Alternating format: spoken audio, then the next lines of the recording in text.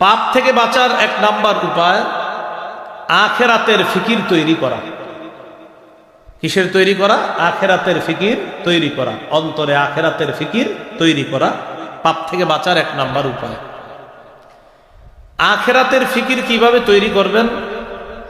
একটু আমার দিকে সবাই তাকান, দেখেন আখেরাতের ফিকির কিছুক্ষণের জন্য তৈরি করি। আমার ঘড়িতে এই মুহূর্তে 11:04 বাজে। এমনও হতে পারে আগামীকাল 11:04 আমি দুনিয়াতে থাকবো না। আচ্ছা, আমি যদি আগামীকাল 11:04 দুনিয়াতে না থাকি, কোথায় থাকবো? কবরে। আমার আত্মীয় স্বজন আমারে কবরে রেখে আসবে। হ্যাঁ, তারা সত্যি রেখে আসবে। তারপর কি হবে? কি হবে? আমারে প্রশ্ন করবে তিনটা, উত্তর দিতে পারলে কি হবে? কবর জান্নাতের টুকরা হবে, না পারলে জাহান্নামের অংশ হবে। সত্যি? হ্যাঁ। তাহলে আগামীকাল 11:04 আমি 11:04 যদি আমি কবরে থাকি, আমার সাথে কি যাবে? কি যাবে? নবী বলেন, যদি আমল ভালো করে থাকো আমল যাবে। তো আমি সারা জীবন যে সম্পদ কামাই করলাম সেটা নবী বলেন ওয়ারিসরা পাবে। সাহাবীদেরকে প্রশ্ন করলেন, তোমাদের কাছে সম্পদ দাম কোনটা, ওয়ারিসের সম্পদ না তোমার সম্পদ? সাহাবীরা বললেন, হুজুর আমাদের সম্পদ আমাদের কাছে দামি ওয়ারিসের সম্পদের চাইতে, কারণ আমাদের সম্পদ ওয়ারিসরা পাবে মরার পর, এই জন্য আমাদেরটা আমাদের কাছে বেশি দামি। নবীজি বললেন, ঠিক তো? কয় হ্যাঁ। এবার আমার দিকে তাকান, এটা হলো আমার সম্পদ, এটা ওয়ারিসের সম্পদ কখন পাবে আর কি পরে মনে করেন? তো নবীজি বলেন, একটা হলো আমল আর একটা হলো মাল। তোমার আমলটা হলো তোমার সম্পদ, তোমার মাল হলো ওয়ারিসের সম্পদ। নবী বলেন, তোমার আমল হলো তোমার সম্পদ, তোমার মাল হলো ওয়ারিসের সম্পদ। বলেন তো ভাই, আমল কার সম্পদ? আমার। বলেন, আমল কার আর মাল কার? ওয়ারিস। তো নবীজি বললেন, তোমরাই তো বললা তোমাদের সম্পদ বেশি দামি। হ্যাঁ। নবীজি বললেন, তোমাদের সম্পদ হলো আমল, ওয়ারিসের সম্পদ হলো মাল।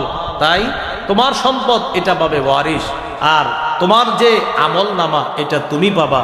রাসূলুল্লাহ সাল্লাল্লাহু আলাইহি সাল্লাম বলেন, মৃত্যুর পর যখন কবরে যাবা, তোমার আমল তোমার সাথে যাবে আর তোমার মাল তোমার ওয়ারিসরা পাবে। এবার তুমি চিন্তা করো কোনটা বেশি গুরুত্ব দেওয়া দরকার। তাহলে আমাদের সম্পদের নাম কি বলেন তো? আমল। বলেন, আমাদের সম্পদের নাম কি? আমাদের সম্পদের নাম কি? আর ওয়ারিসের সম্পদের নাম মাল। বলেন, আমাদের সম্পদের নাম আমল, ওয়ারিসের সম্পদ। নবীজি বলেন, যা কামাই করছো ওয়ারিস পাবে, যা আমল করছো তুমি পাবে। এইভাবে আপনি আখেরাতের ফিকির তৈরি করা। আরেকটা ফিকির তৈরি করেন, আপনাকে ডাক্তার বলল আগামী 24 ঘন্টা আপনার শরীরটা আর টিকে থাকবে, শরীর ড্যামেজ হয়ে গেছে, 24 ঘন্টার পরে আপনি বেঁচে থাকবেন না, আস্তে আস্তে আপনার শরীর ড্যামেজ। এই 24টা ঘন্টা আপনার কি অবস্থা হবে আপনি একটু চিন্তা করেন তো। বাসায় আসলেন, আসার পর আপনার আব্বা আপনাকে বকা জকা শুরু করলো, আপনি আপনার আব্বার দিকে হাসি মুখে তাকায় থাকবেন। কেন? আব্বা বকেন, 24 ঘন্টা পর আর পাবেন না।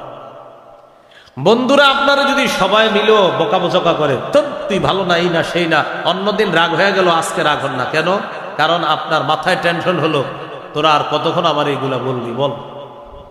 আপনার ভাই বোন, আপনার আত্মীয় স্বজন সবাই আপনারা আজকে জ্বালায়, কিচ্ছু বলেন না, কারণ আপনি তাদেরকে বলেন নাই যে 24 ঘন্টার মধ্যে আমার শরীরটা আস্তে আস্তে ড্যামেজ হয়ে যাবে, আমি দুনিয়া থেকে বিদায় নিব।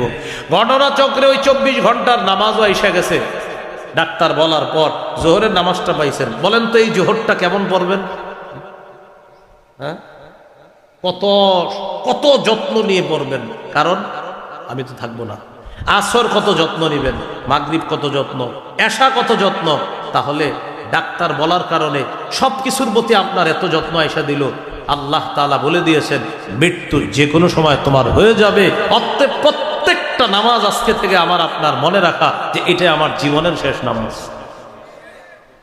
এইভাবে আপনি মৃত্যুর কথা স্মরণে আসেন, দেখবেন আপনার গুনাহ অটোমেটিক চলে যাচ্ছে। আমি বললাম তো আগামী 24 ঘন্টা আপনারা ট্রাই করেন, আখেরাতের স্মরণ আনেন। এলাকার মানুষ বলবে, ওর হয়েছে কি রে? আপনি যখন আখেরাতের ফিকির তৈরি করবেন, এলাকার মানুষ বলবে ওর কি হয়েছে, মানে আপনার ভিতরে আলাদা চেঞ্জিং দেখা তারা বলবে ওর কি হয়েছে, মানে ওরাও বুঝতেছে আপনার মধ্যে আলাদা একটা কিছু কাজ করতেছে। এই হলো 1 নাম্বার, আখেরাতের ফিকির তৈরি করা। 2 নাম্বার, খাঁটি তওবা করা। সূরা তাহরিমের 8 নম্বর আয়াতে আল্লাহ বলেন, ইয়া আইয়ুহাল্লাযীনা আমানু তুবু ইলাল্লাহি তাওবাতান নাসুহা আসা রাব্বুকুম আন ইউকাফিরা আনকুম সাইয়্যাতিকুম। আল্লাহ বলেন, হে ঈমানদার, তোমরা আল্লাহর কাছে খাঁটি তওবা করো, আশা করা যায় তোমাদের রব তোমাদের জীবনের গুনাহগুলো ক্ষমা করে দিবেন, তোমাদের রব তোমাদেরকে মাফ করে দিবেন। তাহলে 2 নাম্বার খাঁটি তওবা করা। তবে এখন আবার মনে রাখতে হবে তওবার 4টি শর্ত। বলেন কয়টা শর্ত? বলেন 1, অতীতের গুনাহ ছেড়ে দেওয়া। 2, গুনাহের উপর অনুতপ্ত হওয়া। 3, দৃঢ় প্রতিজ্ঞা করা আমি ভবিষ্যতে এই গুনাহ করব না। 4, আমার জিম্মায় বান্দার হক থেকে থাকলে এই হক আদায় করে দেওয়া। এই 4টা হলো তওবার শর্ত। 1 নাম্বার অতীতের গুনাহ ছেড়ে দেওয়া, 2 নাম্বার অতীতের গুনাহের উপর অনুতপ্ত হওয়া, 3 নাম্বার দৃঢ় প্রতিজ্ঞা করা ভবিষ্যতে এই গুনাহ না করার, 4 নাম্বার জিম্মায় বান্দার হক থেকে থাকলে এই হক আদায় করে দেওয়া। এখন গুরুত্বপূর্ণ কথাটা শোনেন। সুদে যারা আরেকজনের টাকা আনছেন, মনে করেন আপনি একজনের কাছ থেকে 500 টাকা পান, এই 500 টাকা আনছেন, সুদে আনছেন আরো 50, এইভাবে 50, 100 এইভাবে করতে করতে সুদে আপনি 50,000 টাকা শুধু সুদের অংশ আনছেন মানুষের কাছ থেকে। আপনারা মনে রাখবেন এই 50,000 আপনার না, যাদের থেকে আনছেন তাদের। আবারও বলছি, আমি মন খারাপ করেন না। আপনারা কারো কাছ থেকে 100 টাকা পাইতেন, 100 টাকা নেওয়ার সময় সুদে আনছেন 10 টাকা, এই 10 টাকা আপনার না, এটা তার। হুজুর হ্যাঁ আমারে দিছে, হ্যাঁ আপনারে দিছে, বেচারা দম চিপাই বইরা দিছে আপনারে, এটা আপনার না, এটা তার। অনেক সুদখোর ভাবে কি আমি ভালো হয়ে যাব, ভালো হইয়া হজ কইরা আইসা একদম সব ঠিকঠাক, হ্যাঁ ডিজিটাল পদ্ধতির ভালো হওয়া।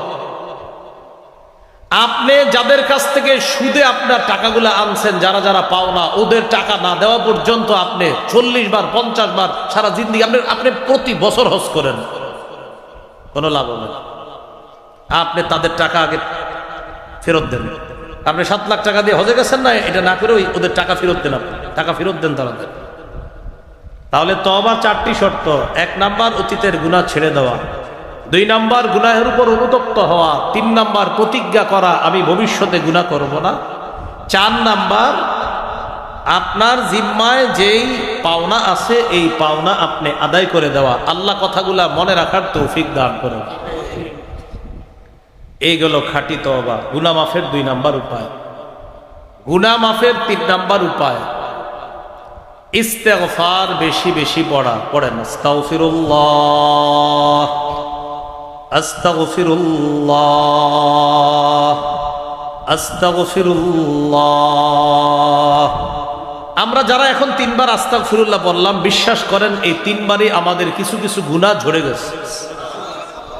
সূরা আলী ইমরানের 135 নম্বর আয়াতে আল্লাহ বলেন, والذين إذا فعلوا فاحشة أو ظلموا أنفسهم ذكروا الله فاستغفروا لذنوبهم ومن يغفر الذنوب إلا الله ولم يصروا على ما فعلوا وهم يعلمون।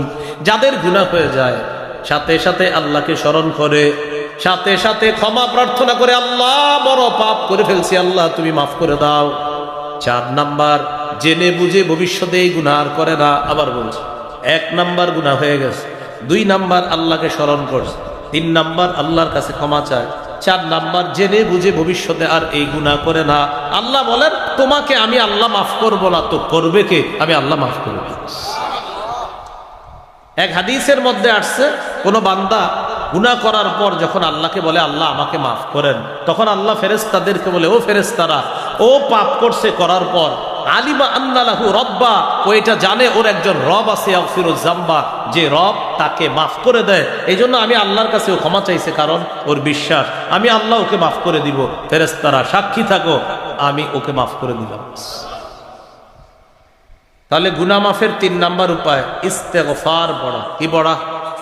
ইস্তেগফার। আল্লাহ আমল করার তৌফিক দান করে। ইস্তেগফার সারাক্ষণ বলবেন, অজু থাকলেও পড়তে পারবেন, না থাকলেও পড়তে পারবেন। বাসে, ট্রেনে, লঞ্চে, বিমানে, হেলিকপ্টারে, যেখানে থাকেন ইস্তেগফার পড়েন। যাদের টাকা পয়সার অভাব ইস্তেগফার পড়েন। যাদের বৃষ্টি প্রয়োজন ইস্তেগফার পড়েন। যাদের ক্ষেত খাবার প্রয়োজন ইস্তেগফার পড়েন। যাদের খেতে পানির প্রয়োজন ইস্তেগফার পড়েন। আল্লাহ তাআলা সবগুলো বলছে, শুধু ইস্তেগফারের কারণে এই জাতীয় পুরস্কার আল্লাহ দান করবেন। দম্পতির সন্তান হয় না, ইয়াকিনের সাথে ইস্তেগফারের আমল করতে বলেন, আল্লাহ সন্তান দান করবেন। গুনাহ মাফের 4 নাম্বার উপায়, এটা আমার সাথে একটু বলেন, মনে থাকবে। বলেন, ক্ষমা পাওয়ার আশায় বারবার আল্লাহর কাছে ক্ষমা চাওয়া। এইটা কিভাবে করবেন এই আমি বলে দিচ্ছি। দেখেন, মাগরিব পড়ছেন বা এশা পড়ছেন, আশেপাশে তাকায় দেখেন মসজিদে কেউ নাই, সবাই বের হয়ে গেছে, ইমাম সাহেব, মুয়াজ্জিন সবাই বের হয়ে গেছে, আপনি একা আছেন, আর কেউ নাই মসজিদে। আপনি বৈশা আল্লাহকে বলতেছেন, আল্লাহ আমি আর আপনি ছাড়া কেউ নাই, আল্লাহ মাফ করে দেন, আল্লাহ মাফ করে দেন, আল্লাহ মাফ করে দেন, আল্লাহ মাফ করে দেন, আল্লাহ আপনি ছাড়া আমাকে মাফ করার কেউ নাই। এইভাবে আপনি বারবার আল্লাহকে বলতেছেন। আল্লাহ তাআলা বলেন, তোমার গুনাহ যদি দুনিয়ার বালু পরিমাণ হয়, আমি বালু পরিমাণ ক্ষমা দিয়ে তোমাকে ক্ষমা করে দিব। তিরমিজির হাদিস, 3540 নম্বর হাদিস। ইয়া আদম ইন্নাকা মা দাউতানি ওয়া রাজাউতানি গফারতু লাকা আলা মা কানা মিনকা ওয়ালা উবালি।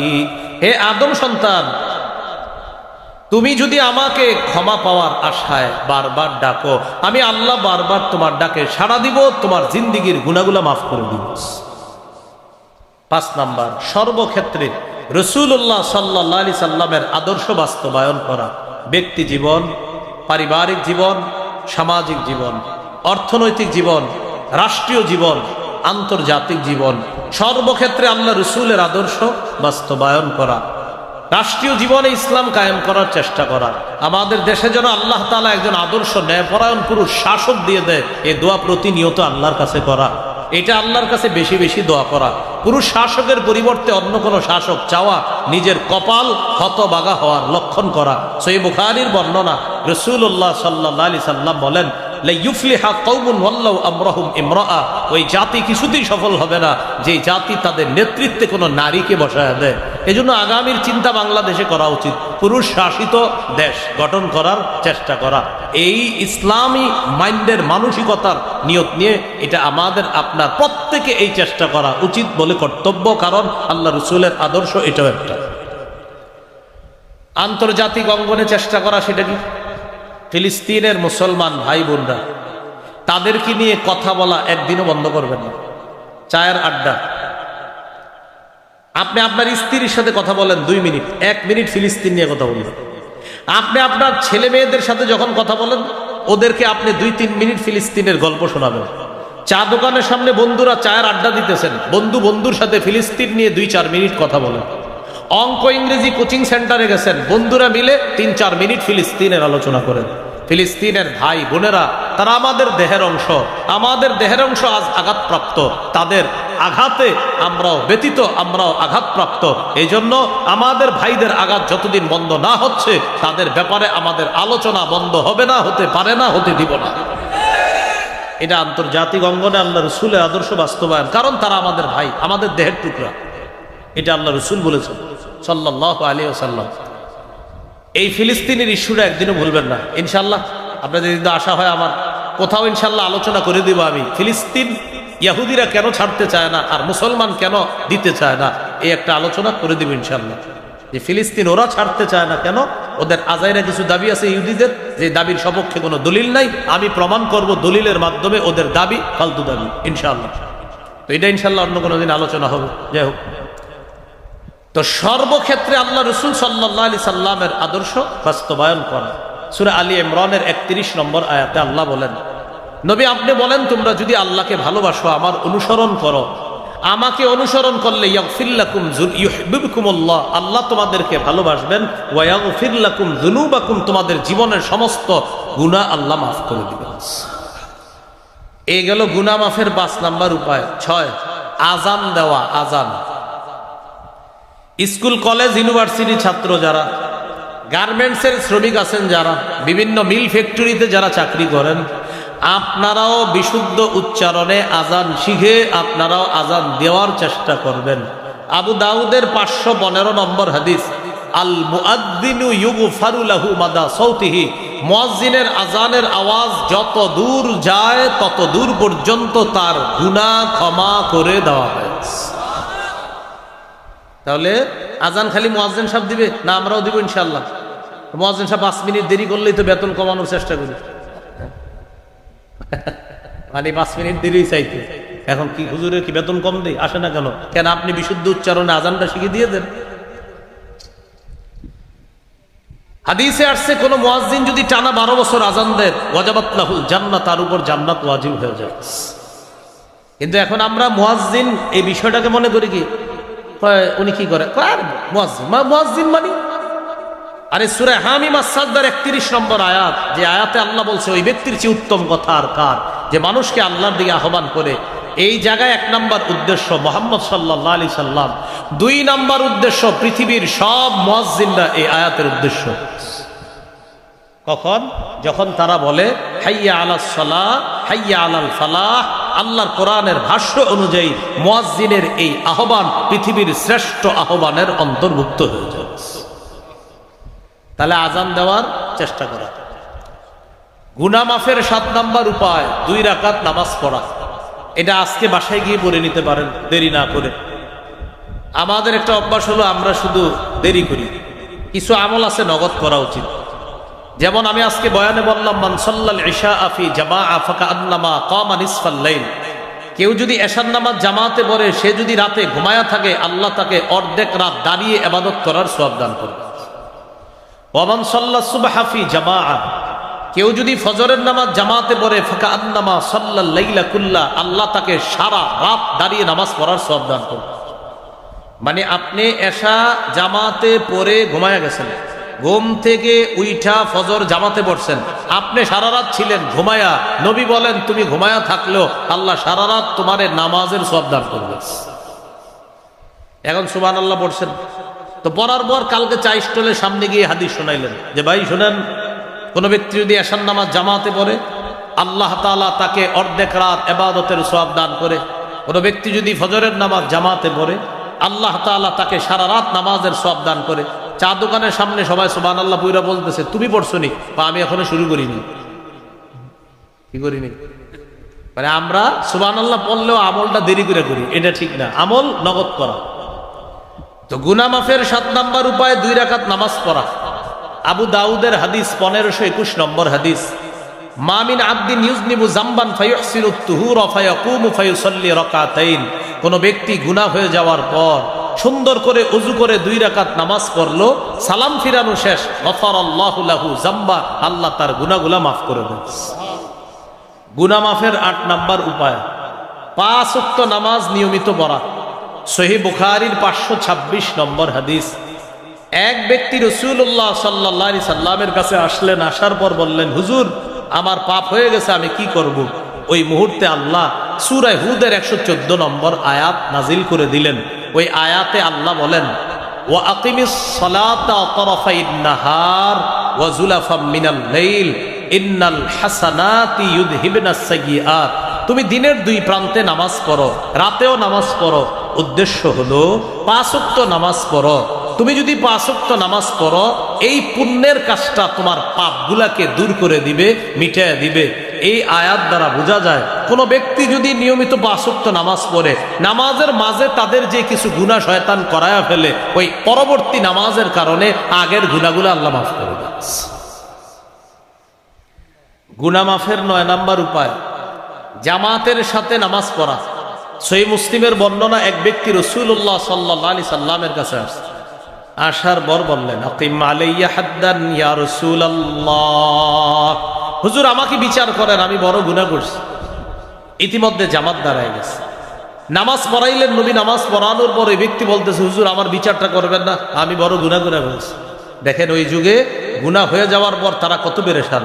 নবীজি বললেন, আহাদারুতাস সালাতা মাআনা, তুমি কি আমাদের সাথে জামাতে নামাজ পড়ছো? তিনি বললেন হ্যাঁ। ফাকালা রাসূলুল্লাহ সাল্লাল্লাহু আলাইহি ওয়াসাল্লাম গুফিরাত লাক। রাসূলুল্লাহ সাল্লাল্লাহু আলাইহি সাল্লাম বলেন, জামাতে নামাজ পড়ার কারণে আল্লাহ তোমার গুনাহ মাফ করে দিবেন। গুনাহ মাফের 10 নম্বর উপায়, একটা গুনাহ হয়ে গেলে সাথে সাথে একটা নেকির কাজ করা। এই বয়ানের বদহজম করবেন না। বদহজম মানে আপনার আবার এই বয়ানটা এই বুঝেন না যে হুজুর বলছে একটা গুনাহ হইলে পাপ হয়ে গেলে ভালো কাজ করা, এর মানে আজকে থেকে আমি গুনাহ করবো ভালো কাজ করবো, গুনাহ করবো ভালো কাজ করবো, এরকম না। আমি কি বলছি গুনাহ করলে না গুনাহ হইলে?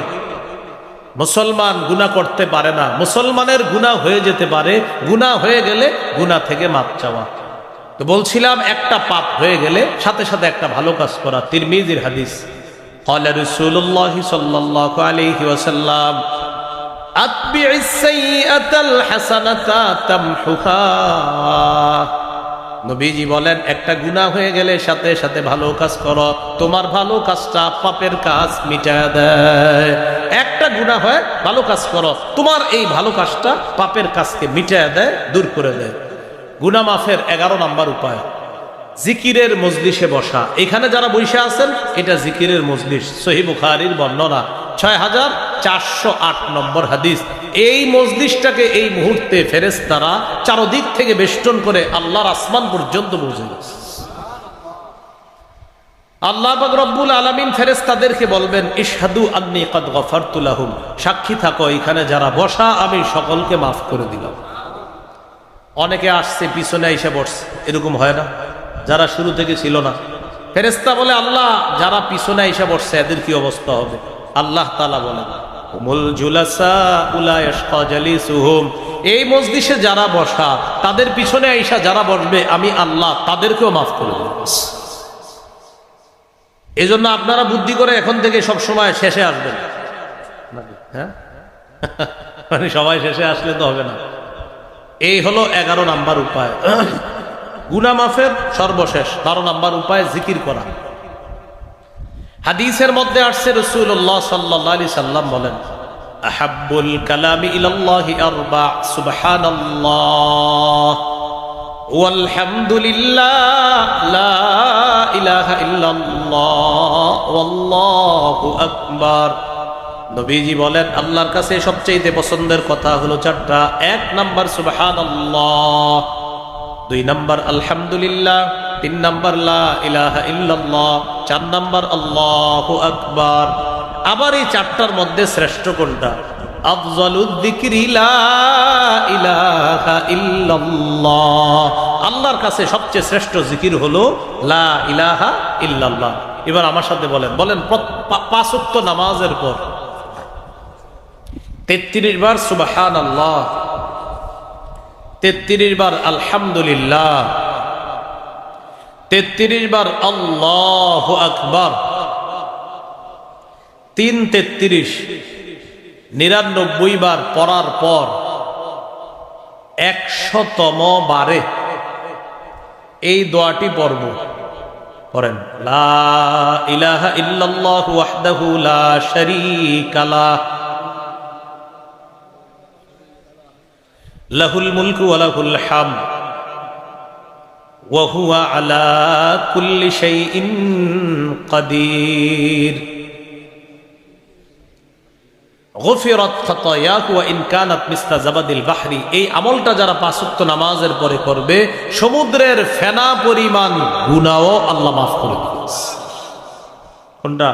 এই যে 5 ওয়াক্ত নামাজের পর করব তো আমল ইনশাআল্লাহ, আল্লাহ তৌফিক দান করেন। আর একটা আমল এখন নগদ করবেন, যাইতে যেতে, বাড়িতে যাইতে যাইতে একদম ছোট্ট একটা আমল। বলেন সুবহানাল্লাহি ওয়া বিহামদিহি, আবার আবার আবার সুবহানাল্লাহি ওয়া বিহামদিহি, সুবহানাল্লাহি ওয়া বিহামদিহি। 5 বার হয়েছে। আর কতবার আছে? 95 বার। কয়বার? এই যাইতে যাইতে পড়ে ফেলবেন, 1-2 মিনিট সময় লাগবে সর্বোচ্চ। এই 100 বার যারা এটা আজকে পড়বেন, সহিহ বুখারীর 6405 নম্বর হাদিস, কেউ যদি নিয়মিত 100 বার এটা পড়ে আল্লাহ তার সমুদ্রের ফেনা পরিমাণ গুনাহ মাফ করে দেন। তাহলে এই আমলটা করা একটুকুই, শুধু সুবহানাল্লাহি ওয়া বিহামদিহি, সুবহানাল্লাহি ওয়া বিহামদিহি, সুবহানাল্লাহি ওয়া বিহামদিহি, সুবহানাল্লাহি ওয়া বিহামদিহি, এতটুকু প্রতিদিন 100 বার। আল্লাহ আমাদেরকে আমল করার তৌফিক দান করেন। যে কথাগুলো আমরা শুনলাম বললাম সবাই যেন আমল করতে পারি, আল্লাহ তৌফিক দান করেন। খুব মন দেন যারা শেষে আসছেন, আমি 1 মিনিটের মধ্যে পুরো আলোচনাটা বলে ফেলি। প্রথমে 7টা কথা বলছি। 1 নাম্বার, নগদ পাপ, নতুন করে পাপের কাছে না যাওয়া। 3 নাম্বার, কবিরা গুনাহগুলা ছেড়ে দিলে আল্লাহ সগীরা গুনাহ মাফ করে দিবে। 4 নাম্বার, নিষিদ্ধ কাজ থেকে বাঁচলে আল্লাহর শ্রেষ্ঠ আবেদ হওয়া যায়। 5 নাম্বার, আমাদের কখনো কোনো গুনাহ হয়ে গেলে সবার কাছে আমরা বলে বেড়াবো না, গুনাহ প্রকাশ করব না। 6 নাম্বার, গুনাহকে আজকে থেকে আমরা বড় পাহাড়ের মতো মনে করব। 7 নাম্বার, আল্লাহর ওলি হতে গেলে তার জীবনের শ্রেষ্ঠ ইবাদত গুনাহ না করা। এই ছিল আমাদের প্রথম পাঠের আলোচনা। দ্বিতীয় পাঠ, গুনাহ থেকে বাঁচার 12টা উপায়। 1 নাম্বার, আখিরাতের ফিকির তৈরি করা। 2 নাম্বার, খাঁটি তওবা করা। 3 নাম্বার, ইস্তেগফার করা। 4 নাম্বার, ক্ষমা পাওয়ার আশায় বারবার আল্লাহর কাছে ক্ষমা চাওয়া। 5 নাম্বার, রাসূলুল্লাহ সাল্লাল্লাহু আলাইহি সাল্লামের আদর্শ সর্বক্ষেত্রে বাস্তবায়ন করা। 6 নাম্বার, আযান দেওয়া। 7 নাম্বার, 2 রাকাত নামাজ পড়া। 8 নাম্বার, 5 ওয়াক্ত নামাজ পড়া। 9 নাম্বার, জামাতের সাথে নামাজ পড়া। 10 নাম্বার, একটি গুনাহ হয়ে গেলে সাথে সাথে একটি ভালো কাজ করা। 11 নাম্বার, জিকিরের মজলিসে বসা। 12 নাম্বার, জিকির করা। এই হলো গুনাহ মাফের 12টা উপায়। এই উপায়গুলা অবলম্বন করে আমরা গুনাহ থেকে বেঁচে থাকার চেষ্টা করব। আল্লাহ তৌফিক দান করেন।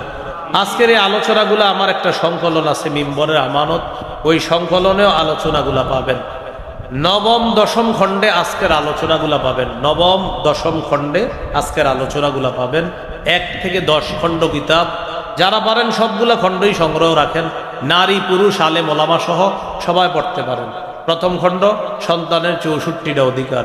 দ্বিতীয় খণ্ড, হালাল হারাম শিরিক বেদাত। তৃতীয় খণ্ড, হালাল হারাম। চতুর্থ খণ্ড, স্বামী স্ত্রীর অধিকার। পঞ্চম খণ্ড, লা ইলাহা ইল্লাল্লাহর ব্যাখ্যা। ষষ্ঠ খণ্ড, নামাজ। সপ্তম অষ্টম খণ্ড, নামাজ আর নাপাক পাকের মাসালা। নবম খণ্ড, জাকাত, রমজান, পাপ, ঈদ। দশম খণ্ড হলো রমজান পরবর্তী 8টি করণীয়। রমজানের পরবর্তী হজের প্রস্তুতি। হজের পর শেষের দিকে গিয়ে কোরবানি। এই কোরবানি কিভাবে বিশুদ্ধভাবে হবে এ আলোচনা।